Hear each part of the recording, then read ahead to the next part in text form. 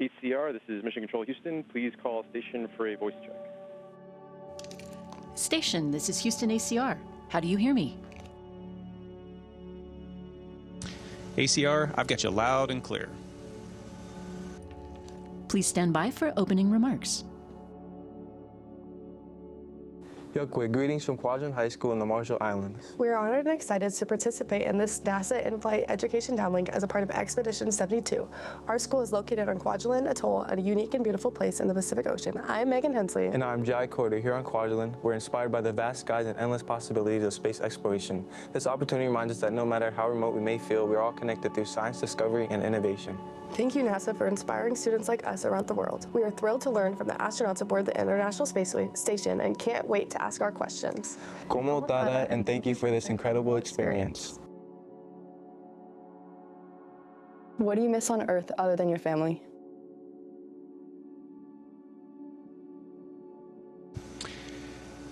Yeah, so I first want to say it's awesome to be able to speak with you today. I look forward to answering all your questions and sharing a little bit about what it's like to live and work in outer space. So what do I miss other than family? Absolutely, I miss my family.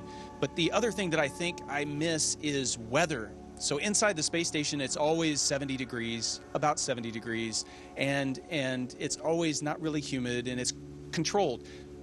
But I miss wind, I miss rain, I miss the feeling of water hitting my skin and actually moving, because here in space, water floats, and so here, let me just show you. It's easier to just show you rather than to just try to describe what you're seeing. But water just floats up here, and that's why we're here. We're doing experiments because we can take gravity out of the equation, just like I've done with this water right here. And so this water floats, and if it gets on my skin,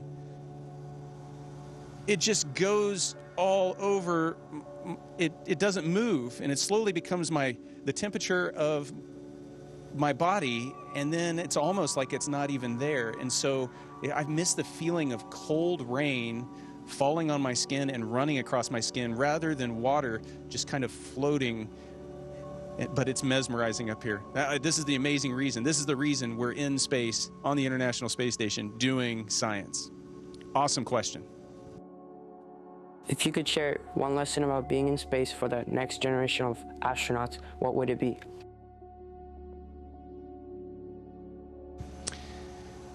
If I was going to sum up the one thing that you need to be really awesome at in order to be an astronaut, it's teamwork.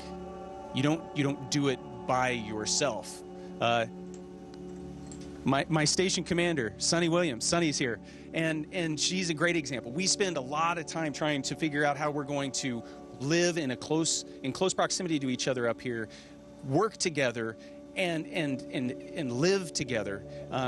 We had the opportunity to do that actually with Colonel Morgan, and Sunny and myself spent 10 days in the mountains of Wyoming in a tent, surviving, learning how to live together. We spend lots of time trying to figure out how we work together. And I think that's probably pretty similar to what life is like on an island in the Pacific Ocean.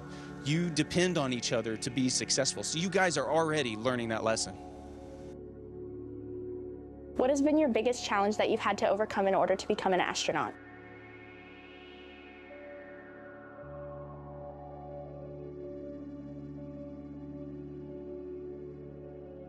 Yeah, I think that's a great question, and it's hard to think about what's the biggest challenge. Nick hit the nail on the head about teamwork, right? So I think just working with teams takes away some of that challenge. If you feel like you can trust your teammates, that makes everything easy, because things are difficult up here, just like he was talking about the water. So I think challenges, like you mentioned earlier, being away from home, being away from things you're familiar with, you guys living on an island and sort of understand what we're talking about, but you have that camaraderie that makes those really challenging times of missing family, missing friends, missing things that are normal in the United States palatable and easy, because you have friends that you can work with.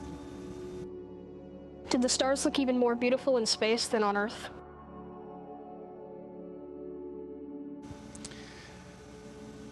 Well, so my home is in Houston, and there's a lot of city lights in Houston, and so that light pollution makes it really hard for me to see a lot of stars. I think on a clear night, when you don't have a lot of clouds over Kwajalein, you probably see an amazing night sky full of stars. But I can tell you, I have never seen more stars than when I've been here on the station and it's nighttime outside and you let your eyes open up and you just see more and more stars. The entire sky is cloudy, full of things out there for us to go explore. Can I add How just do a the little bit? changes Also, in your we sense of orbit around balance the and Earth, so- orientation in space affect your daily tasks and decision-making skills?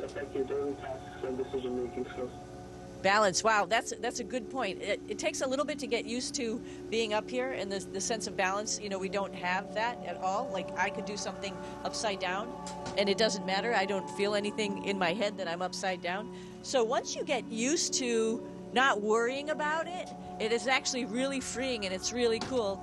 And we have experiments all over on either side, on the ceiling, on the floor. You can do that and you don't even worry about it, and you just get used to it. I'll just make one comment about the stars. You know, because we orbit around the planet, we not only see stars what we're used to in the northern hemisphere, we also see stars in the southern hemisphere. So it's pretty spectacular, maybe close to what you guys can see. Can anybody be an astronaut with the right amount of training? Absolutely. It takes a lot of hard work, I'm not going to lie. And it starts with an educational foundation. So you need to have a really strong understanding of STEM, science, technology, engineering, mathematics. But it's not just that. And I think that, you know, we talked about teamwork. Teamwork is not one of those topics, right? Teamwork is about how to be a good person. So there's a lot more than just STEM that's required. But absolutely, anybody can do it. You just got to put in a lot of hard work and effort and be a little lucky. What is it like knowing that you are paving the way for generations of people to one day live and work in space? You know, it's a huge honor, and it's really humbling if you feel like that's really true. And I do feel that's true, because we are doing some of the most cutting edge science up here, and really, you know, maybe we're not producing a ton of production results, but we're like setting up those processes for how people would live and work in space, how they would be very productive to be up here. Like, just to give you an example of some of the experiments, you know, stem cell growth, understanding our genes, RNA, and understanding, DNA sequencing. All of that's going to help us understand how to actually live in space longer and help produce, you know, the industry that will bring people to space to make it more affordable for more and more people to come to space. So when you stop and think about that, when you get out of the detail and you stop and think about all the big picture things that we're getting the opportunity to do up here, it's awesome. And it's why we're doing it is to, you know, inspire the next generation of explorers, so you guys can, you know, go further than the International Space Station, back to the moon and on to Mars. So we're expecting that of you, and you guys have a big responsibility just like we do. What did it feel like to look at the Earth from space the first time? I think for most everybody up here, it's a really emotional event. You look down and you go into the cupola and you're surrounded by windows, and I can look 1,500 miles one side, 1,500 miles to the other side. You can see so much in just one view, and what is amazing is just how all connected it is. And you're going by, you know, 5 miles a second, you're moving, and it's just gliding underneath you peacefully. And when I think about all the time I spent in school studying geography, most of the things I looked at had all these borders, and they had all these divisions and showed you where the countries were and where cities were. And that wasn't the thing you notice, because you don't see the borders. You just see the Earth, and everything is connected. It's a moving event. How do you fix something outside of the spacecraft if it needs a replacement part? So outside, luckily enough, we actually have, I would say, like tool belts, big, huge tool belts outside on the space station. So folks have thought maybe, you know, of all of the contingencies of what could break outside, or at least how to fix outside, you know, whatever the box is or whatever the solar array, whatever it is, for a temporary fix until we can get other parts up here if we needed them.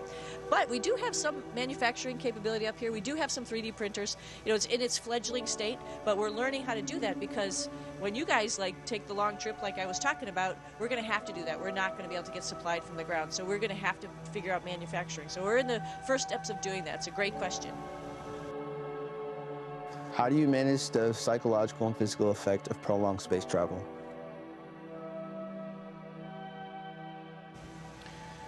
It's really important because there is this demand on your body being in weightlessness, floating around, not using my muscles all day long. And so from a physical perspective, we have to work out. We work out 2.5 hours every day. Half of that is aerobic activity, either running on a treadmill or a stationary cycle, to keep our heart and our lungs and our cardiovascular system healthy. The other half of it is lifting weights. And we've got a machine up here that simulates, just like if you were in a weight room on the ground, lifting weights to keep our muscles and our bones strong so that they don't wither away while we're up here on these long duration missions. Psychologically, that preparation starts well before we're ever here. It gets back to that teamwork. It's how do we work together? How do we support each other? You're in a small community of astronauts, and as you're selected as a crew, you come together and you become the foundation of support, as well as being able to reach back and talk to your friends and family on the ground. So maintaining that connection is really important psychologically. What was humanity's motivation to explore space? Well, I'm a Navy background, and I think of it a little bit in those terms. Like, what was their motivation to actually get in a boat and sail across the Atlantic Ocean and see what was on the other side? It's sort of the same things. I think it's innate in our human beings to want to explore and find out what's out there. And what's really cool about doing that is you don't know what things you're going to encounter, and so you learn along the way. I think the process of actually us building the space station, it is not the picture-perfect station. It was put together over a decade of time and more add-ons. You can probably see a lot of wires and stuff like that. It's not perfect, but we've learned so much along the way, and so exploration is in our heart to maybe go back to the moon and figure out how we're going to live there sustainably. We're going to learn so much so we can take the next steps, because sometimes we don't even know the questions to ask because we haven't taken that step. So I think that's sort of our motivation, is just being able to take that next step and learn along the way. Have you ever seen a black hole in space? Personally, I haven't. Have you? No. It'd be a little scary if we did. But outside the space station, we actually have some sensors that are looking deep into space, and they're trying to look at things like black holes to understand how is space created, how does space behave, what are these things that we don't really observe directly and aren't close enough to visit. How do we explore those at a distance and try to understand more about the universe? So we're doing that kind of research up here as well. What does Earth look like at night? Oh, a great question. We have been taking a lot of pictures at night and trying to identify places at night. Actually, I think nighttime is the coolest, really. Daytime is beautiful, like every single color. It's incredible. But once it becomes nighttime, you can really see where humans live, where they don't live. If I was going to explore another planet, I certainly would want to go there at night to see what was going on there, because it's a whole nother event. But another cool thing, beside for where humans live in lights, is lightning. Nick was talking about looking at the planet, and when you see lightning as you're flying by, it's all connected, like Nick mentioned earlier. Like, you'll see a lightning flash over here, like 500 miles over here. They go back and forth, obviously like a balancing of charges, and it's really actually very beautiful. So nighttime is incredible, and when the moon is out, that's another really amazing time at night. It's like this moon glow across the earth, and it's just incredibly silver and beautiful. So there's all sorts of things to look at, not only in the day but also at night. Can you bring any souvenirs with you to the ISS? If so, what did you bring? We can, and I've got something to show you. But first, I just want to say it's been a thrill for us to be able to speak with you today. It means a lot to be able to speak with you because, there on Kwajalein, the mission that you're doing is so important to the nation. The mission that you're doing actually keeps us safe up here and keeps things from colliding with us. We move out of the way. And so what you're doing, what your families are doing there is so near and dear to our hearts. So thank you so much for that. It is a special home in the Pacific. And for the kids at the school and the staff and the faculty, I just want to say that, the school system is kind of the heart of what makes that happen. You support the mission happening, and you also bring the character to the island. So it makes it a special home. So thank you to the faculty and staff, and thank you for the students for what you do to